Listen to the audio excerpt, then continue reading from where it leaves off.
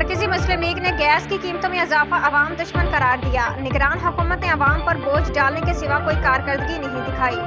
अहमद नदीम अवान कराची। पाकिस्तान मरकजी मुस्लिम लीग कराची के सदर अहमद नदीम अवान ने गैस की कीमतों में कोशरबा इजाफे पर तशवीश का इजहार करते हुए कहा है कि गैस की कीमतों में 35% तक इजाफा काबिल अफसोस तर्ज अमल है। अवाम की मुसलसल पामाली अब नाकाबिले बर्दाश्त है। गैस की कीमतों में अवाम दुश्मन इजाफे को मुस्तरद करते हैं।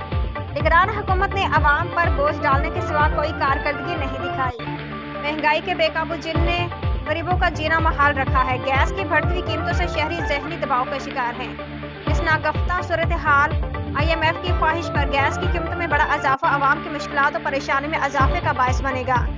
अहमद नदीम अवान का कहना था कि पाकिस्तान कुदरती वसाइल से माला माल है, लेकिन महब वतन और दयानतदार क़यादत मौजूद नहीं है।